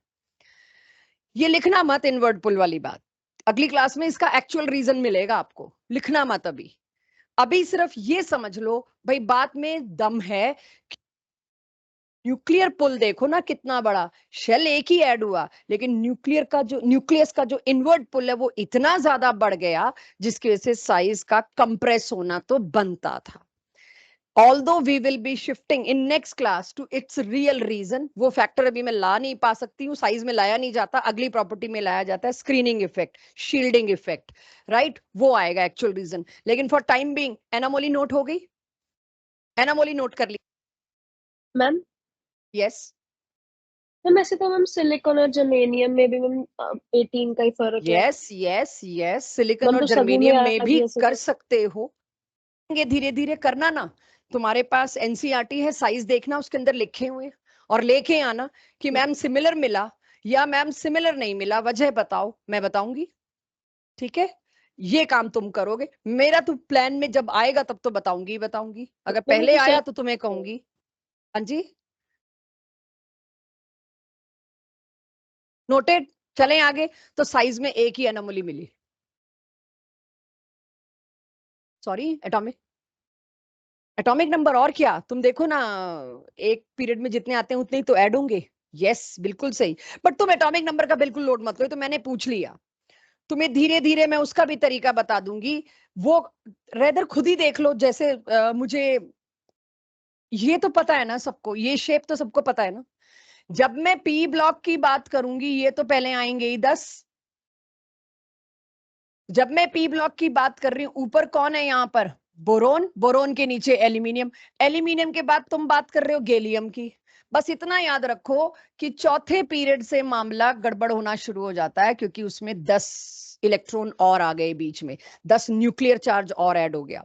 इट्स लिटिल अर्ली, अभी पहले जितना मैं बता रही हूं उसे समझना, धीरे धीरे आएगी ये चीज, अगला पूरा लेक्चर लगेगा ये समझने में। अभी सिर्फ एनामोली पता होनी चाहिए, एल्यूमिनियम और गैलियम में उतना साइज नहीं बढ़ा जितना पूरे बाकी जगहों पे बढ़ा, और ऐसा पी ब्लॉक में लगभग पूरे में मिलेगा। बाकी अर्पिता नेक्स्ट क्लास में डाटा देख के बताएगी। हो गया नोट ये एनामोली सभी के पास? तीसरा और आखिरी रेडियस आज के लिए, आयोनिक रेडियस। अब तक कौन कौन से रेडियस आए? कोवेलेंट और वेंडरवॉल। अब भाई सारे तो कोवेलेंट बॉन्ड नहीं बनाते, तुम NaCl उठा के ले आओ, वो तो आयनिक बॉन्ड बनाता है। और अगर, मेरा इरादा तो नहीं था बट अर्पिता ने पॉइंट आउट किया, मेटेलिक बॉन्ड, यस वो अलग चीज है। तो अब मेरे को तीसरा और आखिरी रेडियस आज के लिए जो लेना है वो है आयोनिक रेडियस। कोई चीज कैटायन और एनायन की फॉर्म में है तो उनके रेडियस भी हमने मेजर करके लिए, जो भी किया। कैसे किया, नॉट योर पार्ट। पहले आप समझिए आयन का मतलब क्या होता है। फिर से, आयन का मतलब होता है कैटायन और एनायन। देखिए मेरा रेडियस में मेरे को पहले बात करनी है, क्या मेरी क्लास को कैटायन और एनायन पता है ना? मैं बता रही हूं, कैटायन का मतलब होता है अगर 1 2 3 कितने भी इलेक्ट्रॉन्स बाहर निकाल लिए जाएं तो उससे जो रिजल्टेंट स्पीशीज बनती है वो होती है कैटायन। क्यों? क्योंकि उसके ऊपर होता है पॉजिटिव चार्ज। एटम एक न्यूट्रल स्पीशीज है। For example sodium, everyone, sodium की अगर मैं बात करूं तो उसकी कॉन्फ़िगरेशन नियॉन 3s1 है, नियॉन 3s1 है। और अगर मैंने इसमें से एक इलेक्ट्रॉन निकाल लिया, किसी ने भी निकाल लिया, रेदर ये खुद राजी है निकालने में क्योंकि इसको नियॉन की कॉन्फ़िगरेशन चाहिए, तो अगर इसके अंदर से एक इलेक्ट्रॉन रिमूव कर दिया जाए तो ये बनाएगा कैटायन। तो आज के बाद अगर मैं आपको कहूं सोडियम कैटायन की कॉन्फ़िगरेशन दो, तो सोडियम कैटायन की कॉन्फ़िगरेशन आप नियॉन का डब्बा नहीं दोगे मेरे को, 2s2 2p6 और इधर हीलियम, ये देंगे। ये नियॉन का डब्बा नहीं देंगे कि आप खुद सोचो नियॉन की क्या होती है, वही है। सॉरी, आपका एड्रेस पूछा जाता है तो आपको अपना ही देना है। हम आपसे पूछे कहाँ रहते हो, उसके घर के सामने, वो कहाँ रहता है, मेरे घर के सामने, भाई हम यही थोड़ी खेलते रहेंगे। So if I ask you sodium ion, आप मेरे को नियॉन नहीं दोगे, मैं क्यों सोचू नियॉन की क्या है? तो गलती से, और ये बहुत बच्चे करते हैं, तो मैं यही एग्जांपल देती हूँ, भाई अपने घर का एड्रेस ये नहीं बता सकते मैं उसके घर के सामने रहता हूँ, उसका घर कहाँ है, वो मेरे घर के सामने रहता है, वो यही बात हो जाएगी। Don't ever give this answer, तो उसमें हम लोग और फ्रस्ट्रेट होकर नंबर काटेंगे। सो आपके पास ये एक कैटायन हुआ। हम साइज के बारे में जो इंफॉर्मेशन आपसे शेयर करते हैं, जब आपने इस सोडियम के केस में पर्टिकुलरली बात करूं और आपसे मैं पूछूं सोडियम कैटायन अपने पेरेंट एटम से छोटा है, सोडियम कैटायन अपने पेरेंट एटम सोडियम से छोटा है, क्यों? तो तड़ाक से जवाब आता है, वो मैंने पहले ही लिखा क्योंकि मेरे को जवाब चाहिए नहीं। तड़ाक से जवाब आता है, 1 शेल इज रिमूव्ड। आपने सोडियम का 1 इलेक्ट्रॉन हटा दिया तो 3s1 जो हटा दिया तो 3 शेल गायब हो गया। 1 शेल इज रिमूव तो इट मस्ट बी स्मॉलर, ये छोटा हो गया, एक शेल ऐड होना। आज की क्लास की शुरुआत साइज की क्या थी? एक्स्ट्रा शेल हो ऐड होना contribute to size increase, nuclear charge ज्यादा होना कंट्रीब्यूट टू साइज डिक्रीज। आपने एक्स्ट्रा शेल उड़ा दिया, साइज तो छोटा ही होगा। लेकिन जैसे ही आपने मेरे को ये जवाब दिया, मैं आपके सामने काउंटर डाल दूंगी। फिर मैग्नीशियम कैटायन क्यों छोटा है अपने पेरेंट एटम से? दिस मैग्नीशियम, उससे मैंने एक ही इलेक्ट्रॉन रिमूव किया, इसकी कॉन्फ़िगरेशन है 3s2, इसकी कॉन्फ़िगरेशन है 3s1। नाउ ऑनवर्ड्स कॉन्फ़िगरेशन आपसे इस तरह से एक्सपेक्टेड होगी. Don't write even neon, don't write, time wastage होगा. 3s2 3s1, इसमें तो एक्स्ट्रा शेल रिमूव नहीं हुआ. अब अगर मैं अपनी क्लास से कहूं पवित्र, अगर मैं एक्सपेक्ट करूं तुमसे कुछ भी सही कि मैं कोई बर्डन नहीं डाल रही, एक इलेक्ट्रॉन निकालने से साइज छोटा क्यों हुआ? व्हाई आई से cation is always smaller than it's parent. क्यों आदित्य, परीक्षित, कोई भी गैस इसमें क्यों छोटा होगा? अब तो एक्स्ट्रा शेल रिमूव वाला पॉइंट भी गया. समर,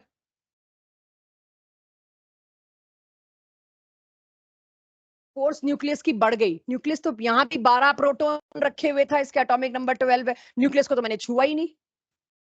दोनों में 12 प्रोटॉन्स थे.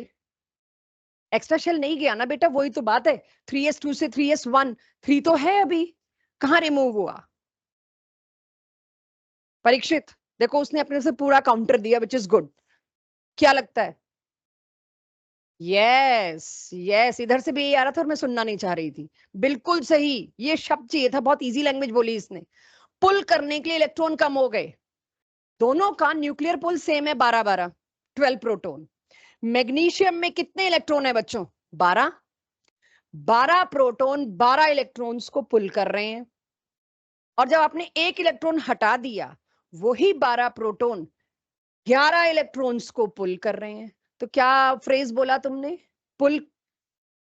यस, पुल करने को इलेक्ट्रॉन्स कम हो गए तो ज्यादा पुल हो गया और साइज कॉन्स्ट्रिक्ट हो गया.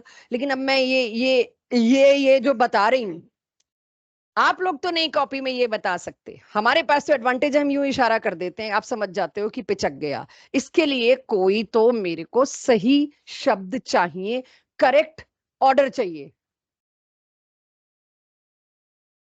बेटा जब मैं कोई भी दो आयंस उठा के दे दूंगी तब भी चाहिए मेरे को, तो मैं उसके लिए आपको सही वर्ड दे रही हूं और मेरे साथ बहुत ढंग से समझेंगे इसको. Proton is to electron ratio. पहले तो ऊपर वाला जितना है ना उतना लिख लो, तुम लोगों को ये ना लगे कि लिखने से छूट गया. यहां से फिर नए सिरे से समझेंगे. आखिरी आखिरी कॉन्सेप्ट है आज का, इसके आगे कॉन्सेप्ट मैंने पढ़ाना भी नहीं क्योंकि यही बहुत हो जाता है. इसे पहले इतना लिख लीजिए कि इस केस में आप ये जो मेरे को दे रहे हैं, और अगर ये कल को आपने टेस्ट कॉपी में दिया, आई एम अफ्रेड कोई भी टीचर इसके आधे नंबर भी देगा. बट सिर्फ इसलिए कि आपको पता होता है तो मैं लिखवा रही हूं. One shell is removed, therefore daughter cation is smaller in size than parent atom. ये एक कॉमन टर्मिनोलॉजी इसमें मिलेगी. कैटायन एनायन को डॉटर के नाम से जाना जाता है. तो मैं पेन छुड़वाना चाहूंगी और थोड़ा सा लॉजिक निकालते हैं, जिससे तुमको कोई भी दो आयंस का कंपैरिजन भी मैं दे दूं, तुम लोग दे पाओ पूरे पीरियड टेबल में उठा के कहीं से भी. तो उसके लिए एक मैथमेटिकल लॉजिक चाहिए मेरे को. उस लॉजिक को समझने की कोशिश करते हैं. Everyone, can we stick here?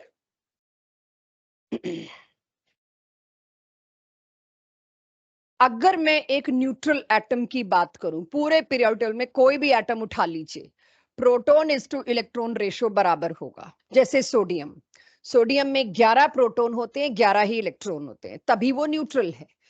इसी तरह से मैग्नीशियम 12 और 12. तो यानी पूरे पीरियोडिक टेबल में न्यूट्रल एटम्स में तो proton is to electron ratio 1:1 ही होगा. रेशो कहां गड़बड़ होगा? जहां इलेक्ट्रॉन का नंबर कम या ज्यादा कर दो. प्रोटॉन को तुम हाथ नहीं लगा सकते, न्यूक्लियस को तुम टच नहीं कर पाओगे. तो अगर ऐसा कुछ है तो proton is to electron ratio पे मैं दोबारा आती हूं. इसमें मैंने आपको मना किया कि आप लोग शेल वाला रीजन ना दें, क्योंकि देते ही फंसते हो. फिर यहां तुरंत आपने इनवाइट कर दिया सामने वाले को, जैसे ही एक्स्ट्रा शेल रिमूव्ड वाली बात करी, इसमें फंसोगे, एल्यूमिनियम में फंसोगे, सिलिकॉन में फंसोगे, फिर तो पूरा पीरियड टेबल तैयार हो गया तुम्हारे लिए. बजाय इस क्वेश्चन को इस तरह से आंसर करने के, आपको proton is to electron ratio में आंसर करना है. तो मुझे बताइए, मैग्नीशियम में can I right proton is to electron ratio is 1:1, 12:12. Magnesium से जब एक इलेक्ट्रॉन आपने निकाल लिया, मैंने दोनों नहीं निकाले, मैंने अभी एक निकाला इंटेंशनली ताकि मेरा शेल ना गायब हो, आप दूसरा रीजन यहां पर एक्सप्रेस ना कर पाओ, आपको फोर्स किया है मेरे वाले रीजन पे. तो इसमें प्रोटॉन कितने हैं? प्रोटॉन तो भाई 12 ही है, शुरुआत प्रोटॉन से ही करनी है, पॉजिटिव, राइट? और इलेक्ट्रॉन कितने हैं? ये रेशो 1:1 से थोड़ा बड़ा आएगा, ठीक है? 12 को 11 से डिवाइड करना है, थोड़ा सा बड़ा आएगा, तो proton is to electron ratio बढ़ गया। अच्छा, अब समीर, प्रोटॉन का काम क्या होता है? इनवर्ट पुल। प्रोटॉन का एक ही मोटो है पूरी लाइफ में, इलेक्ट्रॉन को लेके पुल। तो जिसमें प्रोटॉन ज्यादा हो गए, proton is to electron ratio ज्यादा हो गया, वहां पर इनवर्ट पुल जो है वो इंक्रीज हो गया। इनवर्ट पुल अगर इंक्रीज हो गया तो साइज छोटा हो गया।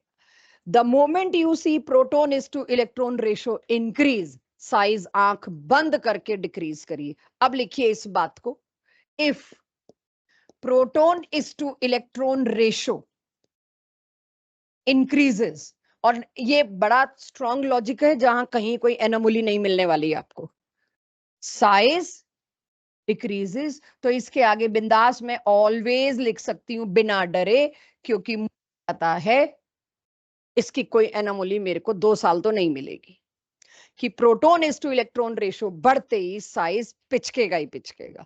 यानी जिसका न्यूक्लियर पावर ज्यादा है, ratio proton is to electron ज्यादा है, वो साइज हमेशा छोटा होगा। ये लिख लें तो फिर मैं बस, ये लास्ट कॉन्सेप्ट है, 2-3 क्वेश्चन पूछती हूँ आपसे, फिर क्लास को क्लोज करेंगे। पहले ये लिख लीजिए, बहुत इंपॉर्टेंट चीज है।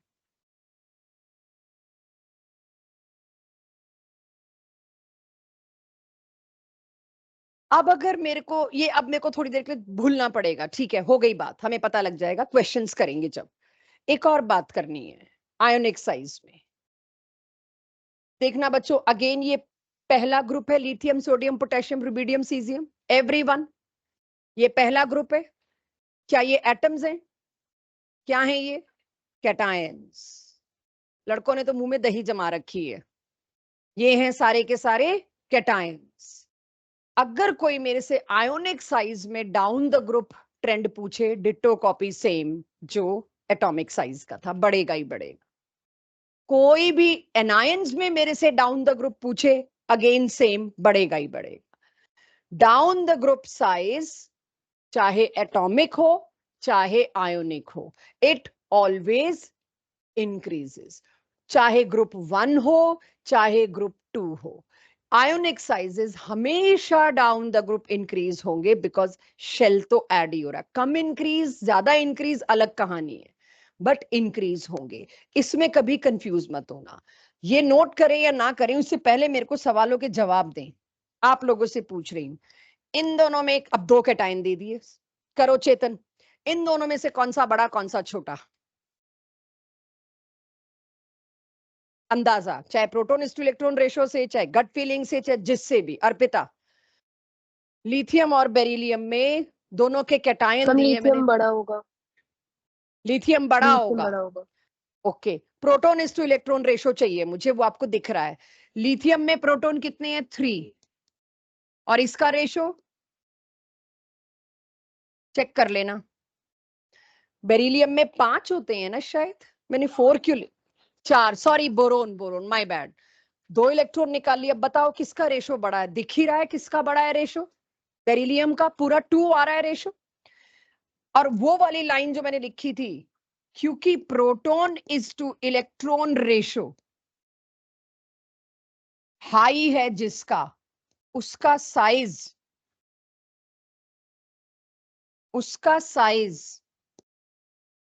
क्या होगा? छोटा। तो ये लगा दूं, चेक। ये है कंफ्यूजिंग क्वेश्चन, सुहानी ये लगा सकती हूँ। Proton is to electron ratio, इसकी वैल्यू तो 2 है, अगर मैं देखूं 4:2, इसकी क्या होगी? 1 पॉइंट। किसका रेशो बड़ा है? जिसका रेशो बड़ा वो उतना ही छोटा। सेम सोडियम मैग्नीशियम में भी सेम ही है, दोनों के ग्रुप के नीचे वाले दे दिए। ये पहले मेंबर थे अपने अपने ग्रुप के, लिथियम बेरिलियम, ये सेकंड मेंबर थे, राइट तो इसमें भी साइज क्या होगा, इसका छोटा। अपनी कॉपी में खुद से नीचे प्रोटॉन टू इलेक्ट्रॉन रेशो लिखो, मुझे बार बार करवानी है ये चीज ताकि तुम भूलो ना। और ये ऊपर वाला ट्रेंड भी लिख लेना कि आयोनिक साइजेस भी डाउन द ग्रुप इंक्रीज होते हैं, इसमें कोई नई बात नहीं है, जैसे एटॉमिक साइज इंक्रीज होते थे। तो मेरे को जरा आइसोइलेक्ट्रिक स्पीशीज चाहिए, तो मैं सभी के लिए दोबारा रिवाइज कराती हूँ एक बार, अगर लिख लिया हो सबने। आइसोइलेक्ट्रॉनिक स्पीशीज वो होती हैं जिनकी नंबर ऑफ इलेक्ट्रॉन सेम हो, बाकी चाहे कुछ भी डिफरेंट हो। तो मैं उसके एग्जांपल लेती हूँ। हो गया सबका? ये मैंने अब आपको जो, अच्छा पहले तो एनायन भी रह गया है। आइसोइलेक्ट्रॉनिक स्पीशीज, आइसोइलेक्ट्रॉनिक स्पीशीज मैंने क्या बोली, जिनके अंदर नंबर ऑफ इलेक्ट्रॉन सेम होते हैं। मैं यहां अभी क्योंकि सोडियम पॉजिटिव, मैंने नियॉन नहीं लिखा बीच में बिकॉज ऑफ ऑब्वियस रीजंस। अगर लिखा होता तो उसको तो सबसे पहले हम आगे पकड़ा चुके होते कि भाई वो तो सबसे बड़ा, उसको तो निकाल दो। सोडियम पॉजिटिव का मतलब नंबर ऑफ इलेक्ट्रॉन्स अगर मैं पूछूं, इसका एटॉमिक नंबर है इसका 11, और ऊपर साइन है पॉजिटिव, मतलब एक इलेक्ट्रॉन हटा लिया गया। इसमें इलेक्ट्रॉन कितने हैं? 10। बाकी कोई नहीं बोलेगा, मुझे लोगों को इन्वॉल्व करना है, खासकर उन स्टूडेंट्स को जो लेट एडमिशन है। सो बाकी लोग अपना मुंह बंद रखें, उनको इस पे एक लेक्चर मिल चुका है। ठीक है। मैग्नीशियम का एटॉमिक नंबर आदित्य अगर है 12, इस पे लगाती हूं मैं 2 पॉजिटिव, कितने इलेक्ट्रॉन्स बचेंगे इसके पास? 10। अब इसी तरह से अगर मैं मनप्रीत आपसे पूछूं, एल्यूमिनियम का एटॉमिक नंबर है 13, इस पे चार्ज है 3+, इसमें कितने इलेक्ट्रॉन्स? एटॉमिक नंबर है 13, चार्ज है 3+, हाउ मेनी इलेक्ट्रॉन्स? क्यों क्यों क्यों क्यों? 13 एटॉमिक नंबर, 3 चार्ज है इसके ऊपर, 16 क्यों नहीं इसमें एटॉमिक नंबर ऑफ इलेक्ट्रॉन्स? 13 के तुमने 10 क्यों बोल दिए? कैटायन है तो, कैटायन है तो इलेक्ट्रॉन निकालते हैं, माइनस वर्ड मैथमेटिकल हो गया बट ठीक है।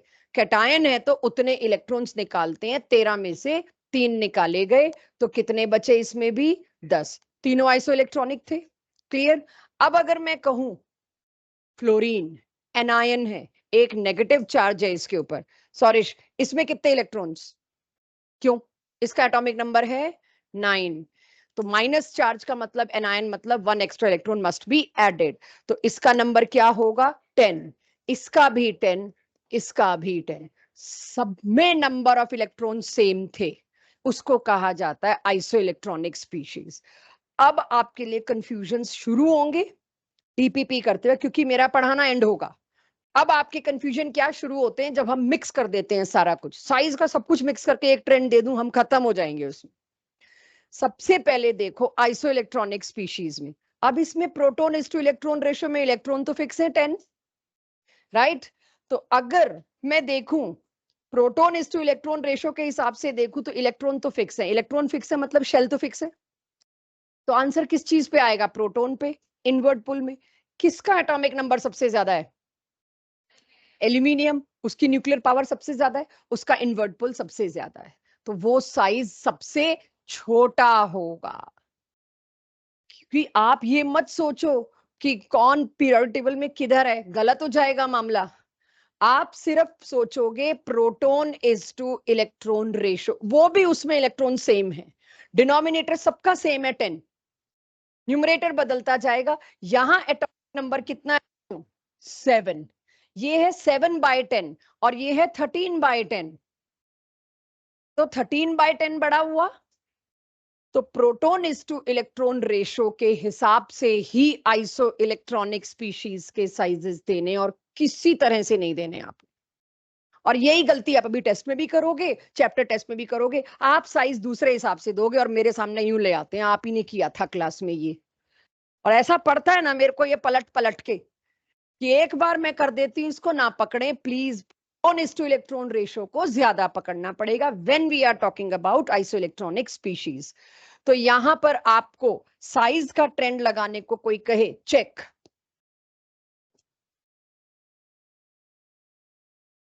Right?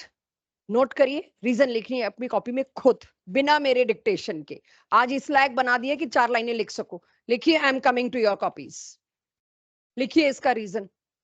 Be able to see 7:10, 8:10, 9:10, 13:10, proton is to electron ratio इनके नीचे जरूर मेंशन करना। और ये सिर्फ इसलिए कि 2 साल में ये पहली और आखिरी बार बात हो रही है साइज की। बहुत इनऑर्गेनिक के क्वेश्चंस आपके पास आएंगे। आपको बताया मैंने आज की क्लास के शुरुआत में। और इनऑर्गेनिक में एक कहावत फेमस है, हर ताले की एक चाबी है। ज्यादातर ट्रेंड्स की एनामोली की वजह साइज होगा। तो अगर आपको साइज आता है तो आपकी इनऑर्गेनिक की काफी स्ट्रगल्स खत्म हो जाएंगी। जिसको साइज की एनामोलीज पता है उसको बहुत सारी प्रॉपर्टीज की एनामोलीज पता होंगी। आ गया सबके पास। अब मेरे को एक अंदाजा चाहिए, हर साल ये मैं बच्चों पे डालती हूँ, उनकी गट फीलिंग पे डालती हूँ। दे दिया तो ठीक है, नहीं तो अगली क्लास में ढूंढ के लाओगे। हो गया इतना नोट यहां तक? किसी को कोई ट्रबल? क्योंकि ये बहुत इंपॉर्टेंट है। Anyone, anything? हो गया? मुझे आपका गट फीलिंग विद लॉजिक चाहिए। अब के मैं फैक्ट भी नहीं दे रही, मैं देख रही हूं अगर फैक्ट ना दूं तो आप कहां लेके जाते हो मेरे को। इन दोनों में से कौन सा बड़ा कौन सा छोटा? आइसोटेप, आइसोटोप्स। राइट वाला क्या होता है? तुम C12 C14 बोलो, राइट लेफ्ट ही सोचती रह जाऊं मैं। C14 छोटा। मेरे को सब इन इन दोनों के प्रोटॉन इलेक्ट्रॉन न्यूट्रॉन के नंबर्स दो पहले तो। मेरे को पहले प्रोटॉन इलेक्ट्रॉन के नंबर दो।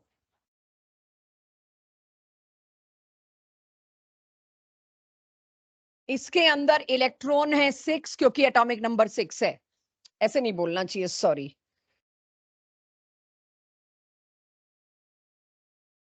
All good? अच्छा, proton 6, proton 6, electron 6, electron 6,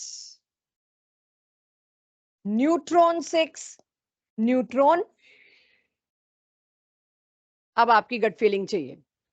same नहीं है दोनों। ले, सेम होते मैंने इतनी मेहनत करनी थी? मैंने पॉइंट नहीं लाना था, सेम होते तो क्यों लिखवा रही हूं मैं? भारी तो होगा, हैवी तो होगा, ये कह सकती हूँ। साइज पे आई कैन नॉट, मतलब बड़ा स्पेसिफिक हो जाएगी बात, साइज पे नहीं जा सकते। भारी होगा, हैवी होगा, that I can agree. Answer भी यहीं से शुरू होगा। तो अब आप लोग एनसीईआरटी खोलोगे, बैक एक्सरसाइज में क्वेश्चन है आइसोटोप्स का। कहीं ना कहीं अंदर एक छोटी सी लाइन आइटैलिक्स में कोने काने में डायग्राम के नीचे, टेबल के नीचे कुछ ऐसी लिख रखी होगी जहां इसका आंसर हो सकता है।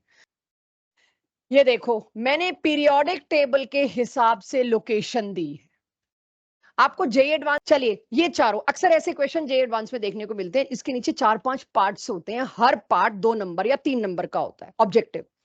ये चार तुम देखो तो पीरियोडिक टेबल में ऐसे ही मिलते हैं। लिथियम के डायगोनल में होता है मैग्नीशियम, राइट? अगर ध्यान दो तो ऐसे ही है, लिथियम के डायगोनल में है लिथियम मैग्नीशियम। एनीवेज, मेरा क्वेश्चन है इन चारों में से लार्जेस्ट और स्मॉलेस्ट। बेरिलियम क्या होगा? सबसे बड़ा। क्या बात कर रहे हो यार तुम? Down the group size increase होता है, across the spirit size decrease होता है। आ गया समझ मेरे को भाई, बिल्कुल आ गया। तुम सबने एक साथ बोला कोरस में, और मेरे पास फिल्टर्स लगे हैं और मेरे को समझ आ गया। सोडियम सबसे बड़ा, rest of the class Aryan कष्ट करें थोड़ा सा। सोडियम क्यों? कोई और बोला तो पिटेगा मेरे से, अगला क्वेश्चन उससे पूछूं तो एटलीस्ट। बिल्कुल, लिथियम और सोडियम में तो ये बड़ा है। What about magnesium? मैग्नीशियम से भी बड़ा है ये।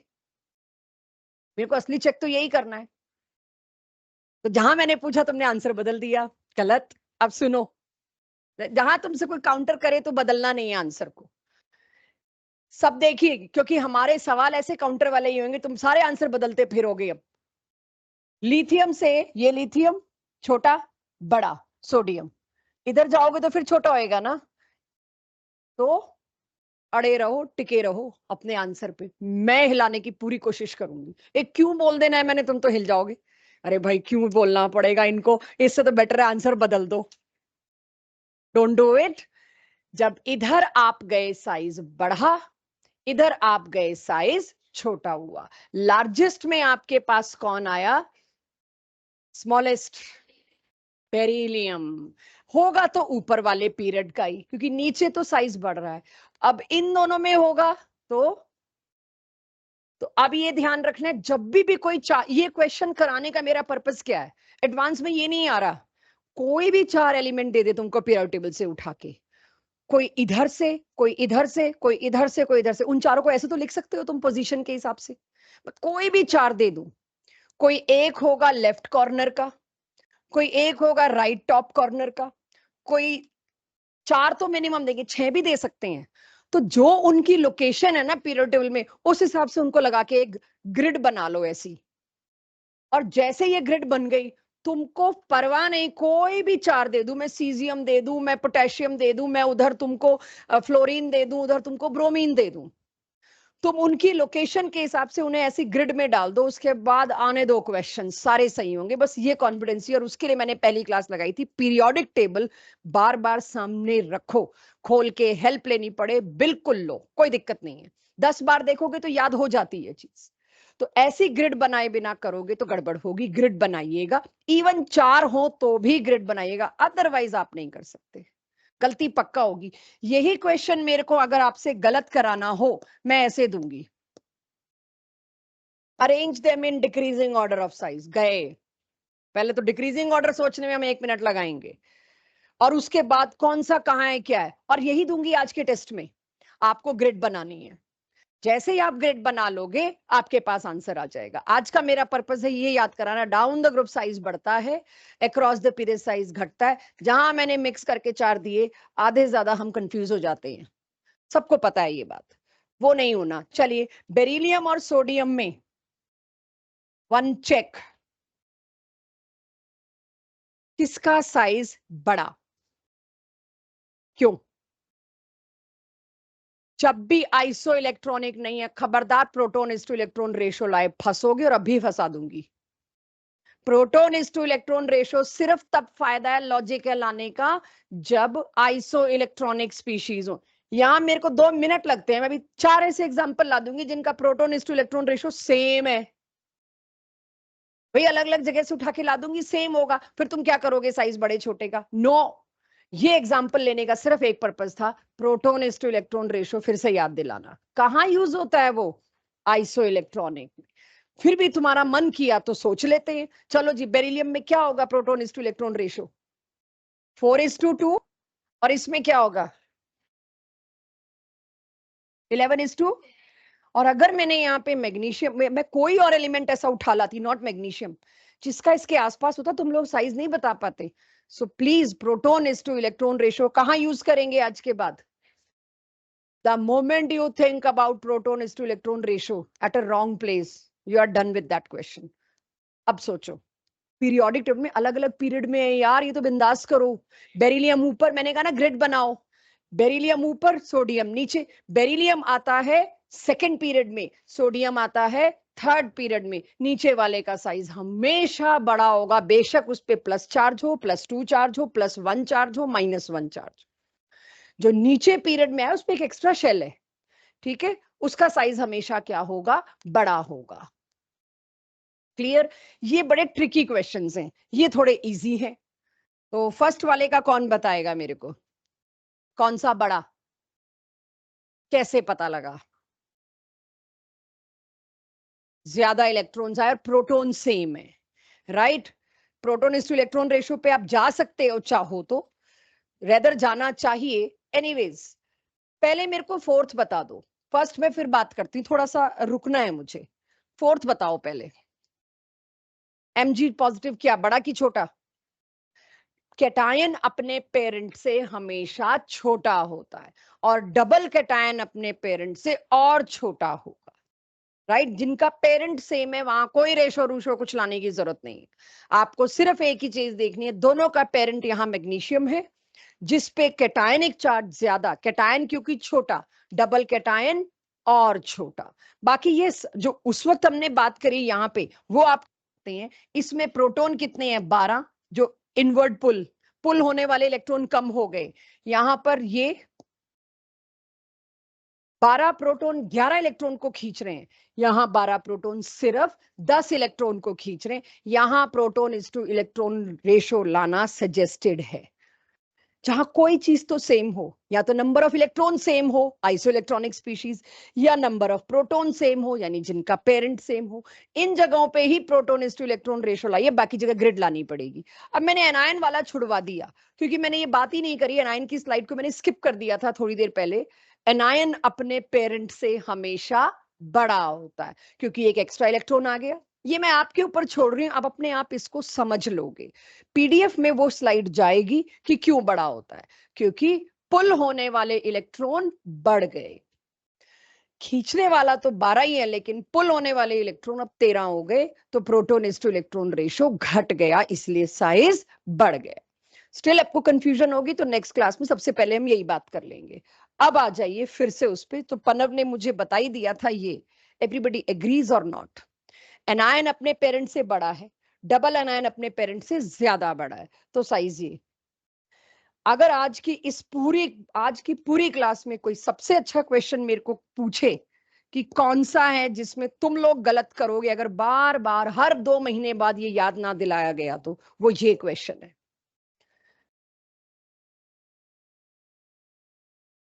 इन दोनों में तुम बता। हाँ जी, Na पॉजिटिव सबसे बड़ा है। इसमें सोचो बच्चों, ये 3 तो तुम्हारे हैं जाने पहचाने, ऊपर के 2 पीरियड में ही है। मान लीजिए मैं कोई ऐसे उठा के दे दूं जो नीचे की साइड से है, जो तुम्हारे जाने पहचाने नहीं है। पहला काम क्या करोगे? ऑब्जेक्टिव भरा पड़ा है डीपीपी में, पहले आइसो इलेक्ट्रॉनिक ढूंढ के साइड में कर लो। तो सबसे पहले मेरे को दिखता है ये और ये दोनों क्या है? Iso electronic. पहले इन दो को सेटल करें क्योंकि ये क्वेश्चन बहुत कंफ्यूजिंग होंगे। तो आइसो इलेक्ट्रॉनिक में मुझे पता है दोनों में 10-10 है, प्रोटॉन किसमें ज्यादा है? सोडियम में, ये छोटा होगा। और जो 4 ऑप्शन है एटलीस्ट, और ये स्कूल पेपर के भी क्वेश्चन है, एटलीस्ट उसमें एक चीज तो देख लो, ये चीज कहां कहां मिल रही है, कुछ तो रूल्ड आउट हो जाएगा। अब फ्लोरीन किधर सेट करोगे? अब फ्लोरीन को किससे मैच करोगे? जिसका पेरेंट सेम है। फ्लोरीन से, फ्लोरीन का एनायन हमेशा बड़ा होता है, एनायन पेरेंट से बड़ा होता है, तो एटलीस्ट एनायन फ्लोरीन से तो बड़ा है। तो अब मुझे ये नहीं पता मेरे को फ्लोरीन यहां लगाना है कि यहां लगाना है, पता नहीं। फ्लोरीन एनायन तो, फ्लोराइड तो बड़ा है, लेकिन अब उस फ्लोरीन को किधर लगाऊं? अब आपकी गट फीलिंग चाहिए मेरे को, इन दोनों में कौन सा बड़ा कौन सा छोटा? सॉरी, हाँ, नीचे बोलो, बेटर है, लेफ्ट हैंड साइड पे नहीं। सोडियम नीचे है, फ्लोरीन का पीरियड है सेकंड, सोडियम का पीरियड है थर्ड, इसीलिए सोडियम बड़ा होगा। ठीक है, लेफ्ट राइट में गड़बड़ होगी क्योंकि तुम एक ही पीरियड सोच रहे हो शायद। अगर मैं फिर से याद दिलाऊं, बेरिलियम, आप अगर देखो तो लिथियम के बाद lithium, beryllium, boron, carbon, nitrogen, oxygen, fluorine, neon, नहीं आया सोडियम। सोडियम फिर नीचे आया तीसरे पीरियड में, तो तीसरा पीरियड हमेशा दूसरे से बड़ा होगा। तो इस हिसाब से मैं चलूं तो सोडियम कैटायन से भी छोटा होगा, क्योंकि सोडियम, अब ऐसे क्वेश्चन के जब तुम आंसर लिखोगे अपनी कॉपी में, ये इतनी धीरे धीरे आपको लगेगा कितनी चीजें याद करें, याद क्या करना है, कहाँ क्या लगाना है। इसके मैं वेरियस पॉसिबल कॉम्बिनेशन उठा के ला दूं तो आपको दिक्कत होगी कहाँ क्या लाना है। मैं कैसे सोचती हूँ कि मेरे को हर बार भूल ना जाऊं, आपके सामने गलती ना हो, वो बता रही हूं मैं। अगर कोई मेरे से ऐसे क्वेश्चन में कंफर्मेशन मांगता है, how I think, how I copy my notes, इन दोनों को मैंने किस हिसाब से किया मैं लिखूंगी, ताकि अगली बार मेरे को पता रहे। आइसो इलेक्ट्रॉनिक है ये दोनों, तो जो भी आप लेते हो हर ट्रेंड का रीजन लिखना पड़ेगा आपको। मैंने ये आइसो इलेक्ट्रॉनिक से ढूंढा, इसको किस हिसाब से ढूंढा? पीरियड नंबर से। जब तक आपकी नोट्स कॉपी में छोटी छोटी चीजें नहीं लिखेंगी कि आपने इन दोनों को किस बेसिस से रिलेट किया, इन दोनों को किस बेसिस पे रिलेट किया, आप शायद कंफ्यूज हो जाओ, आज तो नहीं लेकिन आगे आने वाली केमिस्ट्री में। साइज क्लियर सबको? ये थी मेरी आज की क्लास।